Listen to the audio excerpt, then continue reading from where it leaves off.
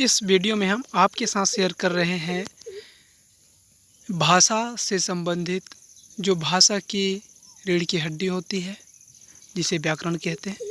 तो आज हम हिंदी भाषा के व्याकरण की सामान्य परिचय आपको देंगे इस वीडियो में। तो चलिए शुरू करते हैं। आप देख सकते हैं यहाँ लिखा हुआ है भाषा की परिभाषा। तो आप जानते हैं कि भाषा होता क्या है। हमारे विचारों को आदान प्रदान करने का माध्यम ही भाषा कहलाता है। जैसे हम बोलते हैं और किसी की विचार को, किसी की भाषा को, किसी की बोली को सुनते हैं, वही भाषा है। और यही बोलना और सुनना माध्यम कहलाता है। तो चलिए भाषा की परिभाषा में से हम पहला परिभाषा देख लें कि भाषा वह साधन है जिसके द्वारा मनुष्य बोलकर, सुनकर, लिखकर व पढ़कर अपने मन के भावों या विचारों का आदान प्रदान करता है। ठीक है, यानी भाषा एक साधन है जिसके माध्यम से हम बोलते भी हैं, उसे सुनते भी हैं, लिखते भी हैं और पढ़ते भी हैं, और इन सभी क्रियाओं के माध्यम से अपने विचारों का आदान प्रदान करते हैं। आप दूसरे शब्दों में देख सकते हैं जिसके द्वारा हम अपने भावों को लिखित अथवा कथित रूप से दूसरों को समझा सकें और दूसरे के भावों को समझ सकें, उसे भाषा कहते हैं। ठीक है, यानी जिसके द्वारा हम अपने भावों को लिखित या कथित, लिखित का मतलब है लिखकर, कथित का मतलब है कहकर दूसरों को समझा सकते हैं, या कि दूसरे के भावों को हम समझ सकते हैं, वही भाषा कहलाती है।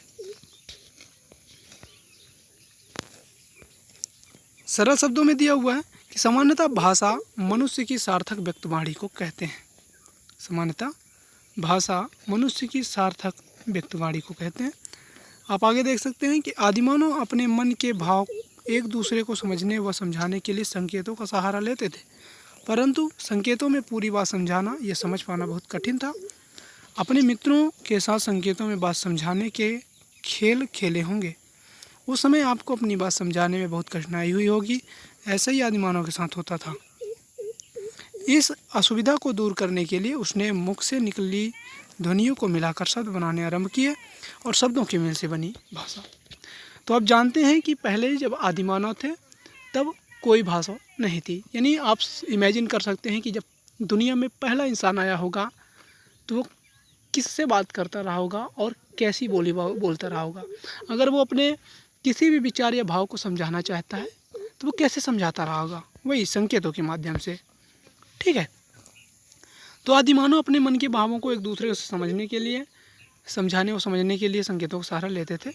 परंतु अगर कोई भी किसी बात को संकेतों से समझाए और जब तक उसको बोल के ना समझाए तो वो कहाँ से समझ में आएगा।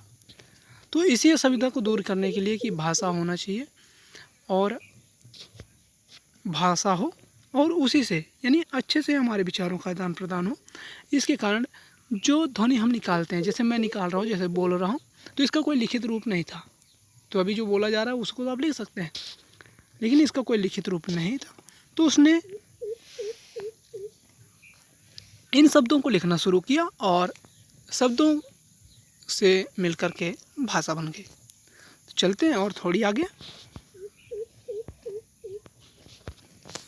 कि भाषा शब्द संस्कृत के भाष धातु से बना है जिसका अर्थ है बोलना। भाषा शब्द संस्कृत के भाष धातु से बना है और जिसका अर्थ है बोलना। कक्षा में अध्यापक अपनी बात बोलकर समझाते हैं और छात्र सुनकर उनकी बात समझते हैं। बच्चा माता पिता से बोलकर अपने मन के भाव प्रकट करता है और वे उसकी बात सुनकर समझते हैं। इसी प्रकार छात्र भी अध्यापक द्वारा समझाई गई बात को लिखकर प्रकट करते हैं और अध्यापक उसे पढ़कर मूल्यांकन करते हैं। सभी प्राणियों के द्वारा मन के भावों का आदान प्रदान करने के लिए भाषा का प्रयोग किया जाता है। पशु पक्षियों की बोली को भाषा नहीं कहा जाता। तो जो भाषा है वो संस्कृत के भाष धातु से बना है जिसका अर्थ होता है बोलना। जब कोई टीचर किसी स्टूडेंट को पढ़ा रहा होता है तो वो उन्हें बोलकर समझाते हैं। बच्चा उनकी बोली को, उनके द्वारा पढ़ाए गए सिलेबस को सुनकर सीखता है।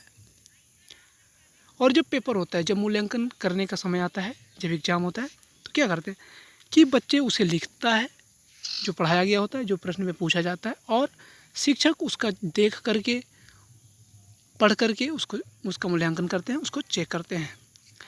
ठीक है, सभी प्राणियों द्वारा मन के भावों का आदान प्रदान करने की भाषा का प्रयोग किया जाता है। जितनी भी प्राणी हैं, एक चींटी से लेकर के एक हाथी तक, तो ये सब भाषा का उपयोग करते हैं। लेकिन पशु पक्षियों की बोली को भाषा नहीं कहा जा सकता। और ये जो हम बोल रहे हैं ये केवल मनुष्य की ही बोली है। कुछ पशु पक्षी भी हैं, जैसे तोता है, तो तोता तो मनुष्य की तरह बोल लेता है, मनुष्य की नकल कर लेता है ना, लेकिन उसका जो अपना खुद का आवाज़ है, टें टें मारता है जो, तो वो कोई भाषा नहीं कहलाएगी। चलते हैं थोड़े और आगे। अब देखते हैं कि इसके आगे लिखा है, इसके द्वारा मनुष्य के भावों, विचारों और भावनाओं को व्यक्त किया जाता है। वैसे ही भाषा की परिभाषा देना एक कठिन कार्य है। फिर भी भाषा वैज्ञानिकों ने इसकी अनेक परिभाषाएं दी है, किंतु ये परिभाषा पूर्ण नहीं है। हर में कुछ न कुछ त्रुटि पाई जाती है। आचार्य देवनाथ शर्मा ने भाषा की परिभाषा इस प्रकार बनाई है कि उच्चारित ध्वनि संकेतों की सहायता से भाव या विचार की पूर्ण अथवा जिसकी सहायता से मनुष्य परस्पर विचार विनिमय या सहयोग करते हैं, उस यादृच्छिक रूढ़ ध्वनि संकेत प्रणाली को भाषा कहते हैं। ठीक है, तो चलते हैं थोड़ा और आगे। यहाँ बोला जा रहा है कि यहाँ 3 बातें विचारणीय हैं, यानी इन 3 बातों पर हमें विचार करना चाहिए। पहला है भाषा ध्वनि संकेत है, दूसरा यह यादृच्छिक है, और तीसरा यह रूढ़ भी है। तो पहला देख सकते हैं कि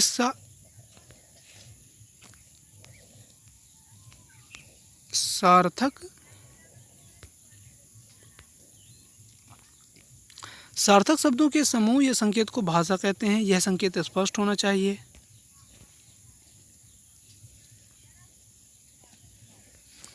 सार्थक शब्दों के समूह या संकेत को भाषा कहते हैं। यह संकेत स्पष्ट होना चाहिए। मनुष्य के जटिल मनोभावनाओं को व्यक्त करती है, किंतु केवल संकेत भाषा नहीं है। रेलगाड़ी की गार्ड हरी झंडी दिखाकर यह भाव प्रकट करता है कि रेलगाड़ी की गाड़ी अब खुलने वाली है, किंतु भाषा में इस प्रकार के संकेत का महत्व नहीं है। सभी संकेतों को सभी लोग ठीक ठीक समझ नहीं पाते और न इनसे विचार से व्यक्त हो पाते हैं। सारांश ये है कि भाषा को सार्थक और स्पष्ट होना चाहिए।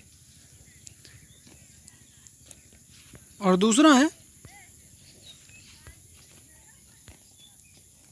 भाषा यादृच्छिक संकेत है, यानी भाषा यादृच्छिक संकेत है।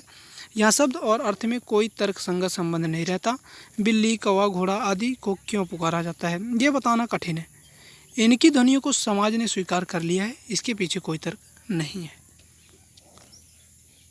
यानी जो जैसे बिल्ली है, अब कोई पशु है उसका नाम हमने बिल्ली रख दिया, तो क्या वो वाकई में बिल्ली है? नहीं। यानी कि जो पहला साइंटिस्ट था उसने जिसने बिल्ली की खोज की उसका नाम बिल्ली रखा, तो वो बिल्ली उसका नाम कैसे पड़ा? उस साइंटिस्ट का नाम ही बिल्ली के नाम से ही कुछ रिलेटेड रहा होगा। ठीक, चलते हैं। भाषा के ध्वनि संकेत रूढ़ होते हैं। परंपरा या युगों से इनके प्रयोग होते आए हैं। औरत, बालक, वृक्ष आदि शब्दों का प्रयोग लोग अनंत काल से करते आ रहे हैं। बच्चे, जवान, बूढ़े सभी इनका प्रयोग करते आ रहे हैं। क्यों करते हैं? इसका कोई कारण नहीं है, ये प्रयोग तर्कहीन है। ठीक, प्रत्येक देश की अपनी अपनी एक भाषा होती है। हमारी राष्ट्रभाषा हिंदी है। संसार में अनेक भाषाएं हैं, जैसे हिंदी, संस्कृत, अंग्रेजी, बंगला, गुजराती, उर्दू, तेलुगु, कन्नड़, चिड़ी, जर्मन आदि। हिंदी के कुछ भाषा वैज्ञानिकों ने भाषा के निम्नलिखित लक्षण दिए हैं। डॉक्टर श्याम सुंदर दास के अनुसार मनुष्य और मनुष्य के बीच वस्तुओं के विषय में अपनी इच्छा और मति का आदान प्रदान करने के लिए व्यक्त ध्वनि संकेतों का जो व्यवहार होता है उसे ही भाषा कहते हैं। यानी अब जो भाषा है उसका केवल हम मनुष्य ही, यानी अगर एक मनुष्य दूसरे मनुष्य से अपने भावों, अपने विचारों का आदान प्रदान करना चाहता तो हो सकता है, लेकिन अगर वो चाहे कि हम इसी भाषा के माध्यम से किसी पशु पक्षी से अपने विचारों का आदान प्रदान करें, क्या यह संभव है? बिल्कुल नहीं है, यह संभव हो ही नहीं सकता, क्योंकि उनकी अपनी भाषा अलग है जो हम नहीं जानते।